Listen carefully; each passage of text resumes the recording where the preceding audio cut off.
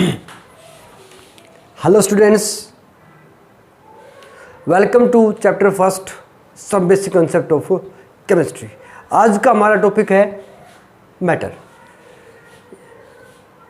आपको पहले भी कहता रहा हूँ मैं, केमिस्ट्री आपके चारों तरफ है, उसको फील कीजिए। उसी का एक एग्जांपल आपके सामने है मैटर। तो सबसे पहले क्वेश्चन अराइज होता है कि मैटर है क्या, व्हाट इज मैटर। तो आपके चारों तरफ जितनी भी चीज़ें आपको दिखाई देती हैं, all of these are matter. आप डिफाइन करेंगे anything around us which has existence, occupy space, can be touch और feel by any one of our sense organ is called matter. इसको क्या कहते हैं हम? मैटर कहते हैं। मार्कर है, इट इज मैटर। डस्टर है, मैटर है। एयर है, मैटर है। All of these are matter. Perfume, उसकी फ्रेग्रेंस भी क्या है? मैटर है, उसको हम फील कर सकते हैं। All of these are matter. अब यहाँ पे एक छोटा सा क्वेश्चन बनता है, बड़ा टिपिकल कैसा क्वेश्चन है। एक आपके मन में विचार आता है,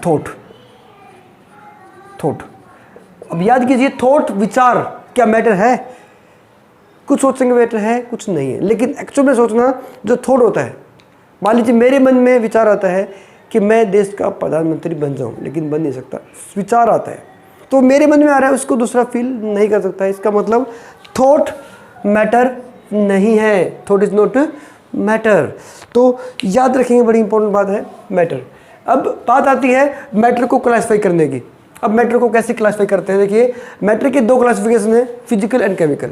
तो यहाँ पर फर्स्ट क्लासिफिकेशन है on basis of physical state.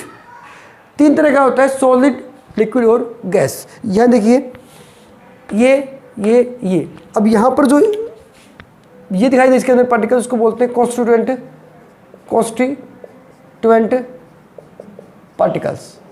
मतलब each matter is made up of constituent particles. Solid के अंदर पार्टिकल के बीच में स्पेस कम होता है, तो आप उसको लिखेंगे सॉलिड। अब आप देख सकते क्या होगा? Liquid and this is gas. Clear? अब बात आती है इनकी प्रॉपर्टी के ऊपर। तो याद रखेंगे, आपको पता भी है, सॉलिड जो होता है ना, सॉलिड की शेप क्या होती है? डेफिनेट होती है,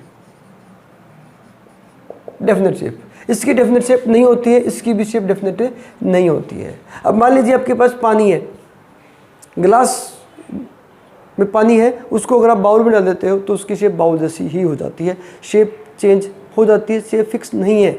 और गैस की शेप फिक्स होती ही नहीं है। नेक्स्ट है वॉल्यूम। वॉल्यूम जो होता है, सॉलिड का वॉल्यूम क्या है? डेफिनेट है, डेफिनेट वॉल्यूम। अब बात आती है लिक्विड की। क्या लिक्विड का वॉल्यूम डेफिनेट है? डेफिनेट है। आप लिखेंगे डेफिनेट है, डेफिनेट वॉल्यूम। अब कैसे? मान लीजिए आप बाजार से दूध लेके आते हैं, 2 लीटर दूध आप लेके आए किसी बर्तन के अंदर। घर पर आकर आपने उसको दूध को डाल दिया किसी दूसरे कंटेनर के अंदर, तो क्या दूध कम हो जाएगा? नहीं, दूध 2 लीटर ही रहेगा। और एक बात याद रखना, दूध को आप किस में लेके आते हो? लीटर में। कई बच्चे इसको किलोग्राम में कहते हैं। नहीं, आप साइंस स्टूडेंट हैं, केमिस्ट्री पढ़ते हैं, तो लिक्विड को किस में मेजर करेंगे? आप लीटर में मेजर करेंगे। तो दूध का वॉल्यूम क्या है? फिक्स है। कोई भी लिक्विड है उसका वॉल्यूम फिक्स है, लेकिन जो गैस होता है उसका वॉल्यूम भी फिक्स नहीं है। तो मेजर प्रॉपर्टी है ये। इसके अलावा और प्रॉपर्टी होती है, जैसे गैस है, गैस को कंप्रेस कर सकते हैं, सॉलिड को कंप्रेस नहीं कर सकते हैं। अब क्वेश्चन आता है कि इसकी डेफिनेट शेप क्यों होती है? तो उसके पीछे कुछ कारण है। देखिए, एक होता है इसके अंदर इंटर मोलिकुलर फोर्स। तो याद रखना, यहां से आ जाएंगे ना, तो इंटर मोलिकुलर फोर्स क्या होगा? कम होगा, डिक्रीजेज। मतलब गैस के पार्टिकल के अंदर इंटरमोलिकुलर फोर्स सबसे कम है, इसीलिए उसके पार्टिकल आराम से नहीं बैठते, इधर उधर मूवमेंट करते रहते हैं। तो इनडेफिनेट शेप। यहाँ पर पार्टिकल में फोर्स ज़्यादा होता है, आराम से बैठे रहते हैं, शेप डेफिनेट है। दूसरा आपके पास आप लिखेंगे थर्मल एनर्जी।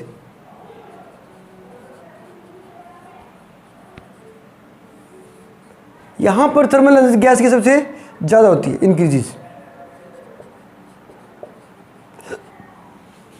गैस के पार्टिकल होते हैं वो आराम से नहीं बैठते हैं, वो मूवमेंट करते रहते हैं इधर से उधर। तो इसका मतलब ये सबसे ज़्यादा अनस्टेबल है, इसकी शेप डेफिनेट नहीं होती है। एनर्जी जितनी ज़्यादा होगी उतनी स्टेबिलिटी कम होगी। गैस के पार्टिकल की एनर्जी कम है इसलिए वो स्टेबल है, शेप फिक्स रहती है। एग्जाम्पल दीजिए, जैसे आपके घर में मान लीजिए छोटा बच्चा है, छोटे बच्चे के अंदर एनर्जी काफ़ी ज़्यादा होती है, वो आराम से नहीं बैठता है, कभी इधर जाएगा कभी उधर जाएगा, मतलब वो अनस्टेबल है क्योंकि एनर्जी ज़्यादा है। अगर आपके घर में एक वृद्ध आदमी है, आपके दादाजी हैं, कोई बूढ़ा आदमी है, तो वो आराम से बैठा रहता है चारपाई के ऊपर, ज़्यादा उछल कूद नहीं करता है। क्यों नहीं करता है? उसकी एनर्जी कम है। तो याद रखना, गैस के पार्टिकल की एनर्जी सबसे ज़्यादा है इसलिए सबसे कम स्टेबल है, और ये सबसे ज़्यादा स्टेबल है। तो यही रीज़न रहेगा कि सॉलिड की शेप डेफिनेट होती है और गैस की शेप डेफिनेट नहीं होती है। अब यहाँ पर आता है कि स्टेट के ऊपर टेम्परेचर का इफेक्ट क्या पड़ता है। मान लीजिए, देखिए आपके सामने सॉलिड लिक्विड गैस है। अब आपके पास क्या करते हैं हम, इसको देखिए आपके सामने नेक्स्ट दे रहा हूँ, इफेक्ट ऑफ टेम्परेचर। यहाँ पर आपके पास है, आपने इसको टेम्परेचर दिया, हीट दी, सॉलिड क्या बन जाएगा? लिक्विड। और लिक्विड को जब आपने गर्म किया तो क्या बन जाएगा? गैस। तो क्या होता है, जब आपने सॉलिड के पार्टिकल को एनर्जी दी ना, तो पार्टिकल का जो फोर्स ऑफ अट्रैक्शन था वो कम हो जाएगा और सॉलिड किस में जाएगा? हमारा लिक्विड के अंदर। लिक्विड को फिर आप हीट देते हैं तो वो गैस के पार्टिकल में चेंज हो जाएगा, और एनर्जी बढ़ने से जो मॉलिक्यूल है वो इधर उधर घूमना शुरू कर देंगे। इसका मतलब गैस के पार्टिकल की एनर्जी सबसे ज़्यादा होती है। अब उल्टा कर सकते हैं, इसका याद रखना, आपने पढ़ा भी होगा, इस प्रोसेस को बोलते हैं आप मेल्टिंग, इसको बोलते हैं आप इवेपोरेशन। अगर उल्टा करते हैं तो ये हो जाएगा इसमें, यहाँ पे अगर टेम्परेचर डिक्रीज करते हैं तो ये आपको हो जाएगा कंडेंसेशन, और यहाँ पर हो जाएगा फ्रीजिंग।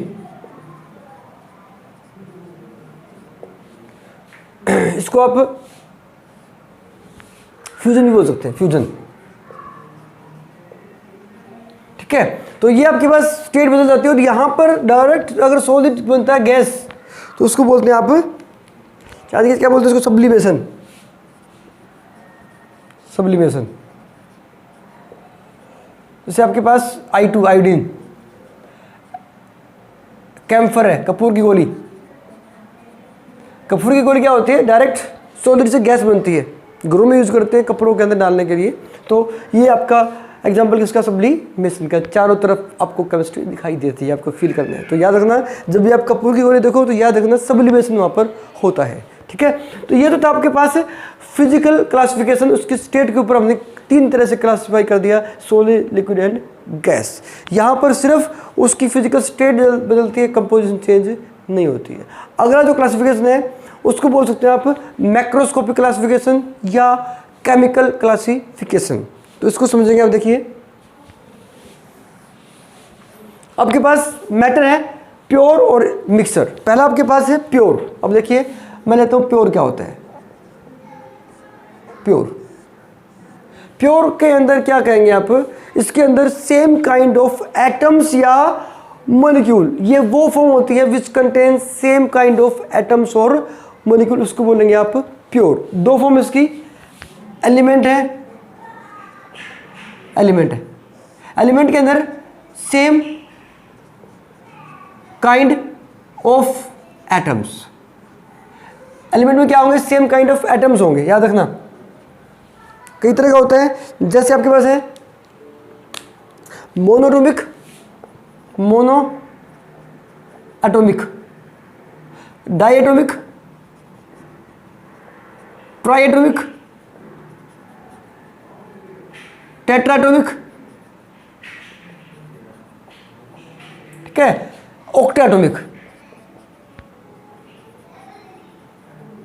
याद रखना, एग्जाम्पल आपको पता होना चाहिए। जैसे मोनोटॉमिक वो एलिमेंट होते हैं इसके अंदर एक ही एटम होता है, हीलियम है, नियोन है, आर्गन है, क्रिप्टॉन है। डायटोमिक में O2, N2, Cl2, ट्राई में O3 होता है, टेट्रा में P4 होता है, और ऑक्टा में S8 होता है। सारे क्या हमारे एलिमेंट्स हैं। क्योंकि सभी के अंदर एक ही तरह के एटम्स हैं, तो उसको बोलेंगे आप एलिमेंट्स। ठीक है, अलग अलग एग्जांपल लिए हमने। अब इसके टाइप फिर बन सकते हैं। देखिए एलिमेंट के टाइप क्या होंगे, टाइप्स 3 टाइप बनेंगे इसके अंदर भी, मेटल, नॉन मेटल और थर्ड इज मेटलॉइड। आप पढ़ के आए हैं 10th क्लास में मेटल नॉन मेटल। मेटल के अंदर आपको याद होगा डिफरेंस किए थे हमने यहाँ पे, मेटल इलेक्ट्रोपॉजिटिव होती है, हार्ड होती है, मेलेबल होती है, डक्टाइल होती है। जैसे आपके पास एग्जांपल है Fe, Cu, Ag, सारी मेटल्स हैं। ठीक है, और नॉन मेटल के एग्जांपल याद कीजिए कौन से थे। यहाँ पर एग्जांपल होंगे आपके पास कार्बन, ठीक है, हीलियम, नियोन। और मेटलॉइड कौन से होंगे हमारे पास, जैसे आपके पास क्या बोल सकते हैं आप, मेटलॉइड जो होते हैं दोनों के बीच की हो जाएगी हमारी प्रॉपर्टी। ठीक है, उसको बोलेंगे आप मेटलॉइड। जैसे आपके पास एग्जांपल आपका जाता है आप जो सिलिकॉन है, ठीक है, ये आपके पास क्या होगा, मेटलॉइड हो जाते हैं, जो मेटल भी और नॉन मेटल भी है। ठीक है, अब अगला हमारे पास है कंपाउंड। अब देखना कंपाउंड क्या होता है। Compound is also pure form of matter which is made up of 2 or more kind of atoms, 2 or more kind of atoms in definite ratio by mass। ये जो बात लिखी मैंने याद रखना, यहाँ पर एटम्स तो होते हैं अलग अलग तरह के, लेकिन डेफिनेट रेशो बाय मास होता है। जो आपके पास कंपाउंड जितने बनेंगे ना, जैसे मान लीजिए एग्जांपल लेता हूँ मैं H2O, CO2, H2 में 1:8 रहेगा हमेशा, इसके अंदर 3:8 रहेगा। वाटर से किसी भी सोर्स से ले लीजिए आप, रेशो कितना होगा 1:8। CO2 किसी भी सोर्स से ले लीजिए, रेशो 3:8 रहेगा। डेफिनेट है, इसका मतलब क्या है, प्योर है। मतलब पानी आप किसी भी सोर्स से ले लीजिए, तालाब से, बारिश का, कुएं से, सभी के अंदर क्या होगा 1:8 रहेगा। इसका मतलब क्या है, प्योर है। तो ये हो गया एलिमेंट, ये होगा कंपाउंड, दोनों क्या है, प्योर हैं। अब कंपाउंड के फिर 2 टाइप हो जाते हैं, ऑर्गेनिक एंड इनऑर्गेनिक। समझ में आ गया आपको एक एलिमेंट। अब कंपाउंड के टाइप देखिए, नेक्स्ट आपका है कंपाउंड। कंपाउंड के फिर 2 टाइप हैं। कंपाउंड के 2 टाइप हैं, ऑर्गेनिक एंड इनऑर्गेनिक। अब याद रखना, ऑर्गेनिक जो आपने 10th क्लास में पढ़ा था, कार्बन और हाइड्रोजन से मिलकर बने होते हैं। किसके बने होते हैं, carbon and hydrogen with elements oxygen, nitrogen, halogen, ठीक है, या सल्फर, इनसे मिलकर बने होते हैं। उसको बोलते हैं आप ऑर्गेनिक कंपाउंड। जैसे आपके पास CH4 है, CH4, CH3OH, all of these are organic compound जो जनरली मिलते हैं किसे, प्लांट और एनिमल से मिलते हैं, उसको बोलते हैं ऑर्गेनिक कंपाउंड। जो इनऑर्गेनिक है, जो रॉक से मिलते हैं, NaCl, Fe, Cu, all of these are inorganic compounds. तो याद रखना, कंपाउंड 2 तरह के हो गए, ऑर्गेनिक एंड इनऑर्गेनिक। ठीक है, अब ये सारा हो गया हमारे पास, किसकी फॉर्म होगी, प्योर मैटर की फॉर्म हो जाती है, एलिमेंट एंड कंपाउंड। उनके सब टाइप किए हमने। अगला जो हमारे पास आ जाता है वो है इम्प्योर। ठीक है, अगला जो हमारे पास है वो है इम्प्योर। इम्प्योर इसको बोलेंगे आप मिक्सर। अब याद रखना, कंपाउंड के अंदर ना, मिक्सर के अंदर क्या होगा,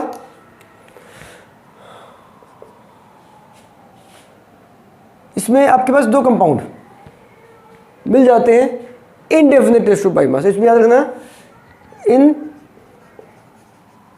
definite ratio by mass of 2 compounds. 2 compounds का इनडेफिनेट रेशो बाय मास यहां पर होता है। अब इसका डिफरेंस देखेंगे आप होमोजेनियस और हेटेरोजेनियस का। एग्जांपल दे रहा हूं मैं, homogeneous and heterogeneous.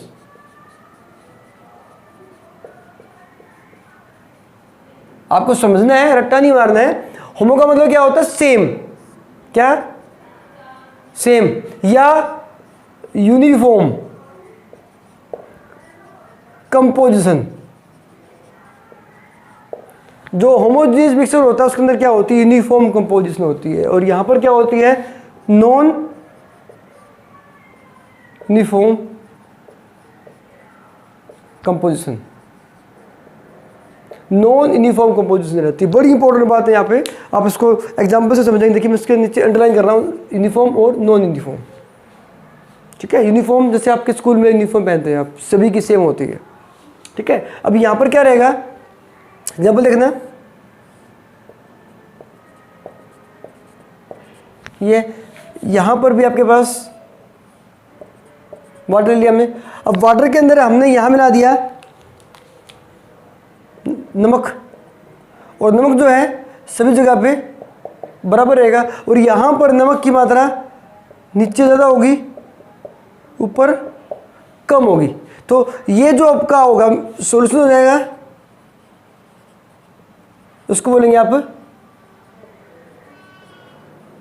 Mixer. Solution and mixer clear रखना है, इस बात को समझ के रखना। सॉल्यूशन को आपको पहले भी बताया था मैंने, सॉल्यूशन क्या होता है? होमोजेनियस मिक्सचर ऑफ टू और मोर नॉन रिएक्टिंग कंपोनेंट। तो ये आपके पास क्या है? सॉल्यूशन है। और ये आपके पास, इसको बोलेंगे आप सस्पेंशन। सस्पेंशन दोनों एक तरह से ना मिक्सचर के टाइप है। एक सॉल्यूशन है, एक सस्पेंशन है। पानी में मिट्टी मिला दी, सस्पेंशन बन गया। पानी में आपने चीनी मिला दी, सॉल्यूशन बन गया। तो आपको याद रहेगा, होमोजेनियस और हिट्रोजीनियस मिक्सर हो गए हमारे पास। ठीक है, अब यहाँ पर बड़ा मेजर डिफरेंस आता है कंपाउंड में और मिक्सर के अंदर। कंपाउंड में और मिक्सर के अंदर डिफरेंस हमें देखे करना है। यहाँ पे ये आपका मिक्सर हो गया, और कंपाउंड में हम डिफ्रेंशिएट करेंगे। देखिए ये आपको करना है यूनिफॉर्म और नॉन यूनिफॉर्म। नेक्स्ट हमारे पास है difference between compound and mixer. देखिए बड़ा इंपॉर्टेंट है। कंपाउंड मिक्सर, कंपाउंड में क्या होता है? Definite composition by mass. Definite composition रहेगी। यहां पर क्या होता है? Indefinite composition. इन डेफिनेट कंपोजिशन। यहाँ पर जो कंपोजिशन होती है वो क्या होती है? इनडेफिनेट होती है, मतलब फिक्स नहीं होती है। मान लीजिए आपके पास पानी में चीनी मिलाई, आपने चीनी को कम ज़्यादा कर सकते हो, लेकिन पानी में जो आपके वाटर जो है, वाटर के अंदर आपके ये है ना, ये सिर्फ 1:8 रहेंगे। इनकी कंपोजिशन क्या है? फिक्स रहेगी। बड़ी इंपॉर्टेंट बात है। ठीक है, पहला पॉइंट। दूसरा पॉइंट देखिए, जो कंपाउंड होता है, कंपाउंड के अंदर क्या रहेगा? देखिए component can not be separate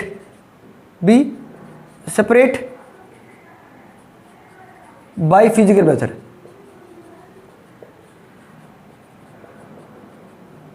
ये बड़ी इंपॉर्टेंट बात है। मतलब आपके पास जो वाटर है उसके अंदर हाइड्रोजन और ऑक्सीजन को, उसको आप फिजिकल मेथड से जैसे बॉयल करके, ठीक है, आप अलग अलग कंपोनेंट को नहीं कर सकते हो। उसके लिए हमें केमिकल मेथड की जरूरत पड़ती है। और यहां पर क्या होगा ना, can be separate by physical method, boiling है ये ऑपरेशन,